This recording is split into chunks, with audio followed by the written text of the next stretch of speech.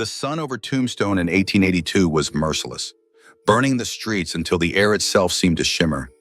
Dust clung to the boots of cowboys and shopkeepers, and the clang of spurs mixed with the shouts of traders in the square. Into this relentless heat rode Sam Morrison, a weary cowboy of 32, his horse as tired as the man who guided it. Sam carried little more than the clothes on his back and the silence of a man who had spent too many years walking apart from the world. He had learned long ago that being openly gay in the unforgiving West meant you were safer at a distance. So he spoke little, kept his hat low, and moved on before anyone could look too closely. Yet on that blistering afternoon, his quiet rhythm was broken. Near the courthouse, a crowd had gathered, their voices rising like the desert wind. Sam tied his horse to the post and stepped closer, his boots scraping against the wooden boardwalk. The sight before him made his blood run cold. On a platform, under the glare of the sun, stood a boy no older than 12. His clothes were torn, his face streaked with dirt and tears. The sheriff's assistant called out numbers, while rough men shouted bids as if they were trading cattle. The boy's hands trembled at his sides, but his eyes clear, strikingly blue, scanned the crowd with a defiance that seemed too heavy for someone so young. Sam had seen cruelty in his life, but this pierced deeper. The West was built on hard bargains and harder hearts. But here was a child treated as less than human. Something stirred inside him, a force stronger than fear, stronger than reason. He stepped forward, his voice steady, and offered what little he had, $50. It was nearly everything Sam owned, scraped together from years of riding fence lines, hauling freight, and sleeping under the stars with nothing but a saddle for a pillow. Murmurs rippled through the crowd. Who would spend that kind of money on a broken, unwanted child? But the hammer came down, and the boy was his. When the boy was led to him, Sam crouched low to meet his eyes. The child's voice shook when he gave his name, Ethan Patterson. At that moment, Sam's world tilted. Patterson, that was Mary's name, Mary, his sister, the girl he had once promised to protect, the one he had lost track of more than 15 years ago. The buitabum, the crowd, the jeers of men bidding on human life all faded away. Sam was staring at his sister's child, the boy's jawline, the curve of his brow. That was Mary's face staring back at him through time. His throat tightened, but he held it down, gripping the boy's small hand. For years he had carried the guilt of losing Mary, of not being there when their family split and scattered. Now, by a cruel twist of fate, her son had been pushed onto that platform, waiting for a stranger to decide his worth. Sam knew then it was not chance that brought him to Tombstone. It was something greater, something that defied the bitter loneliness of his life.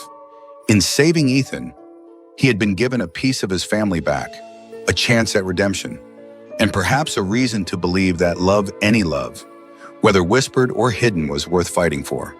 For those listening, remember this: in a world that often measures worth in coins and contracts, sometimes the truest value lies in what you are willing to risk for another soul. Sam risked nearly everything that day, not knowing where it would lead. What he found was more than a child in need. It was the fragile beginning of family restored, even in the most unlikely of places. If this story has gripped your heart in its first breath, stay with us until the end and subscribe to Heart Stories, because here every tale reminds us that hope can rise in the dust and family can be found where you least expect it. The nights in Tombstone could be as unforgiving as its days, the desert air turning sharp once the sun fell. Sam Morrison led Ethan through the narrow alleys, away from the courthouse and its echoing voices, toward the only refuge he had, an upstairs room above the rickety saloon where he sometimes slept. The boy walked quietly, clutching the sleeve of Sam's worn jacket, as though afraid that if he let go, the world would swallow him whole. When the door to the small room shut behind them, the noise of the town dimmed. It was a meager space, a straw mattress, a cracked basin, the smell of old whiskey seeping up from the saloon below. Yet to Ethan, it was safety. Sam gave the boy a tin cup of water and watched him drink as though it were the first clean thing he had touched in days.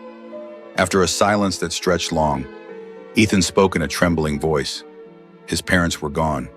He said, His mother, Mary Patterson, had died months earlier. The name cut through Sam like a blade. Mary, his sister.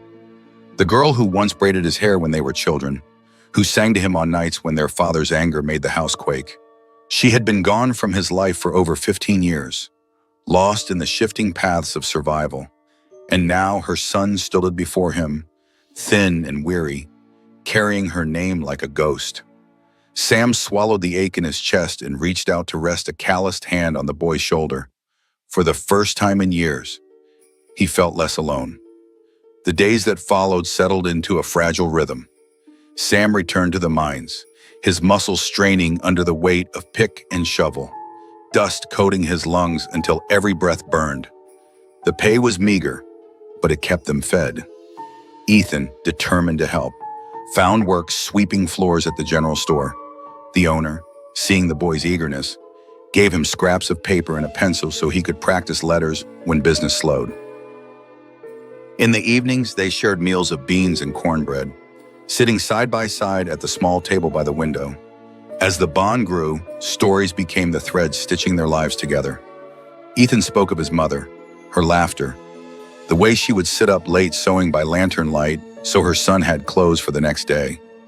Sam told him of Mary's childhood, the way she raced barefoot through the prairie grass, the mischief in her eyes when she dared her older brother to climb higher, run farther, dream bigger. Through these stories, Ethan pieced together a fuller image of the woman who had given him life, and Sam found himself remembering a sister he had nearly lost to memory. The people of Tombstone watched them with wary eyes. Sam had always been seen as peculiar, a man who refused marriage, who kept his distance from women, who lived with a guarded silence. Whispers followed him wherever he went, rumors of his nature spoken behind hands. Some pitied Ethan for falling into the care of a man so unusual. Yet the boy cared little for their stares. In Sam, he found a steadiness no one else had offered.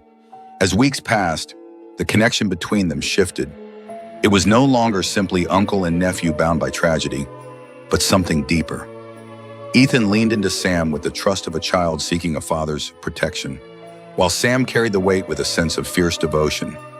He had spent years hiding from judgment, but now he discovered a purpose that pulled him into the light. The West was a place that measured strength by the gun at your hip or the gold in your pocket. But Sam learned that true strength could also be measured by the quiet way a man protected the vulnerable, by the way he gave without expecting return. In the fragile bond that formed between himself and Ethan, he found something worth enduring every scar of his past. For anyone listening, let this truth settle in your heart.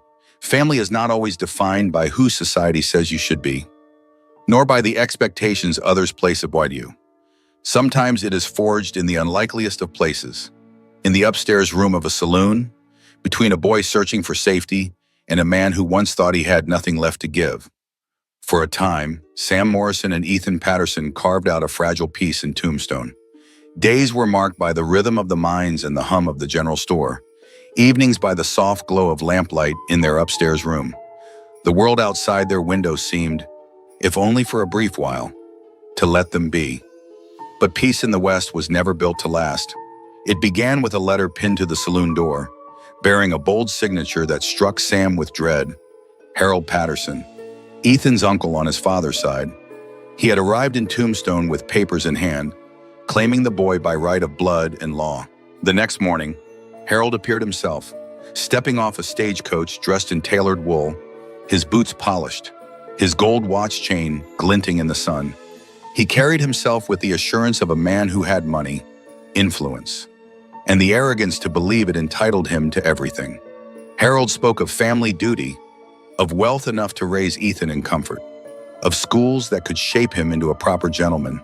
He presented guardianship documents, notarized and sealed, his voice sharp with authority. To the townspeople, it seemed clear Sam was a rough-edged cowboy scraping by on mine wages, while Harold was a man of means, offering a future that appeared secure. Yet behind the polished words, Sam sensed rot. Suspicion gnawed at him until he could not ignore it. One night, after Ethan had fallen asleep, Sam slipped out into the dark and walked to the telegraph office. He sent a message north, to an old contact who once wore a badge. Days later, the reply came. Harold Patterson was no guardian. He operated a so-called boarding house for children, a place whispered about in nearby towns. Behind the respectable facade, children vanished, trafficked into lives no soul deserved. The truth set Sam's jaw like iron. He carried the knowledge silently, unwilling to burden Ethan with the shadow that loomed. But the threat became real when Harold brought his claim before the local judge. In the cramped courthouse, Harold stood tall, his lawyer beside him, declaring that a boy should not be raised in a saloon attic by a man with no wife, no property, no stability. He painted Sam as reckless, unfit, a drifter who offered nothing but hardship. The promise of wealth and education weighed heavily in the judge's ear. Sam rose to speak, his voice steady but stripped bare. He told the court of the boy he had rescued from an auction block, of the nights Ethan had slept safely for the first time, of the laughter that had begun to return to the child's face. But words of love and devotion faltered against the cold letters of the law. Without proof of Harold's crimes, the scales tipped dangerously. That night, Sam sat in the dim room. Ethan curled against him, fear thick in the air. The boy whispered the words that tore through Sam's heart. "If they send me with him, will you still come for me?" Sam pressed his hand to Ethan's shoulder, his decision already carved in stone. He would not surrender the boy to darkness. If the law could not see justice, then justice would have to be seized. Before dawn, he packed what little they owned, a worn blanket, a tin of beans, a canteen of water. He saddled the horse in silence, Ethan clinging to his side with weak, anxious eyes. Then, under the cover of night, they rode, out of Tombstone, out into the vast desert where shadows stretched lone and the horizon seemed endless. Ethan did not cry. He only looked up at Sam with a trust so complete it nearly broke him. "As long as I'm with you," the boy said softly, "I don't care where we go." In that moment, Sam understood the full weight of what he had chosen. The West was not kind to fugitives, and the desert was no shelter. But some risks were worth more than life itself. He would rather face the scorching sun, the endless miles, the threat of pursuit, than allow the boy to vanish into Harold's grasp. For those who hear this tale, let it be a reminder legality and justice do not always walk hand in hand. A signature on paper can carry authority, but it does not make a man righteous. The measure of family is not found in wealth or appearance, but in the choices made when love is threatened. Sam chose defiance, not for glory, but because one child's safety outweighed the judgment of an entire town. The desert gave no mercy. For days, Sam Morrison guided his horse across the barren stretches, Ethan Patterson clinging tightly behind him. The boy's small frame leaned against Sam's back, his breath shallow in the choking dust. They rationed beans and water until the canteen ran dry, pressing on as the horizon shimmered with false mirages. Yet through the exhaustion, a stubborn fire kept Sam moving.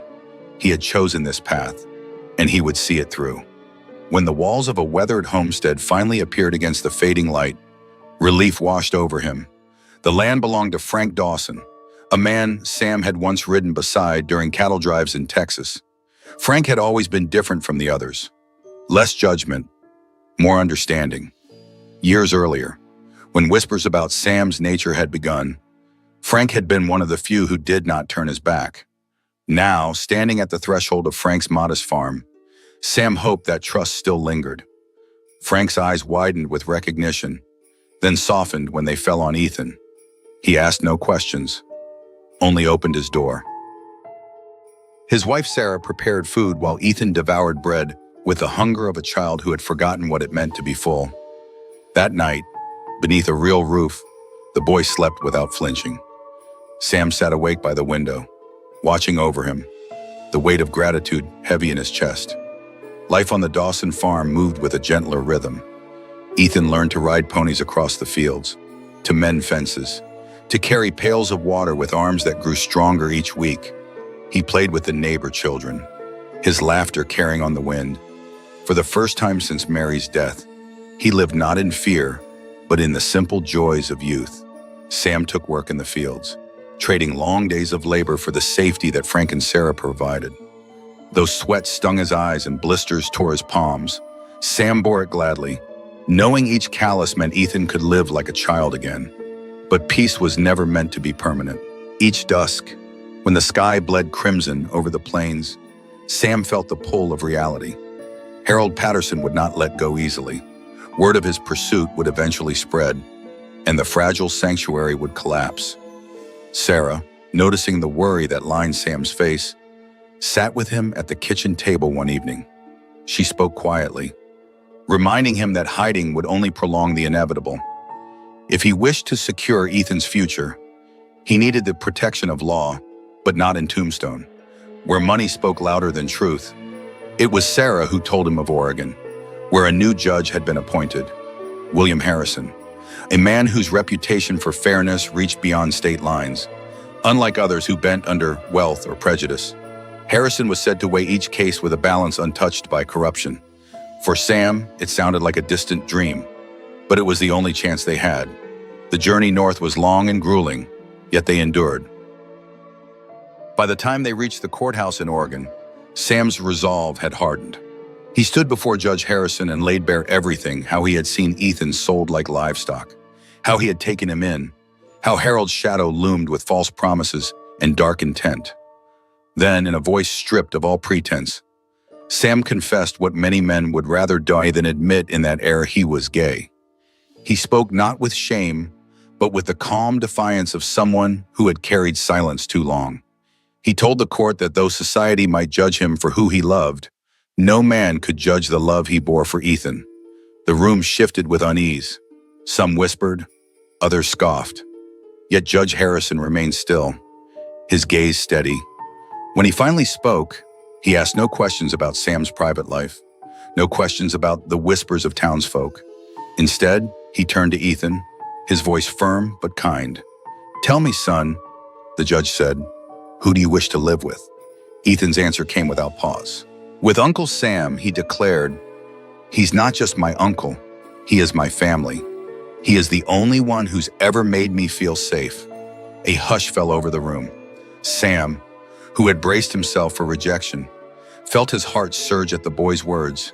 In that moment, every mile of desert, every sleepless night, every sacrifice found its meaning.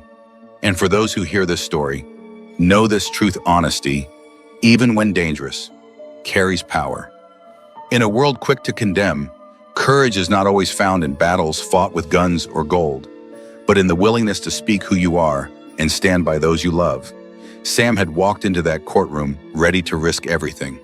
What he found instead was a voice stronger than his own, rising from a boy who refused to let fear define his future.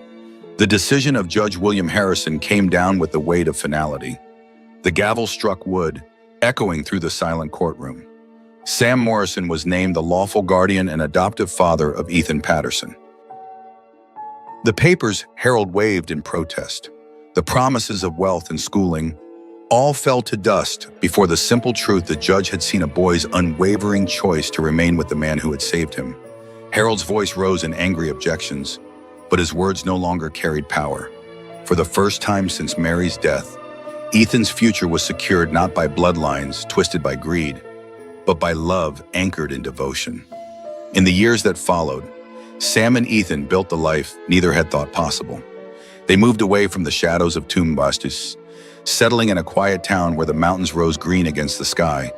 Sam worked the land, steady and uncomplaining, his body worn, but his spirit lighter than it had ever been. Ethan grew into a man shaped not by fear but by resilience. His sharp mind and compassionate heart carried him through school, into the halls of medicine, where he became a doctor known for treating patients others had abandoned. In every life he saved, echoes of his own rescue lingered. To those who once whispered that Sam was a strange cowboy, too solitary, too different, the years gave their own answer. Ethan called him not only uncle but Papa Sam. The name, spoken with love, healed wounds no law could ever touch.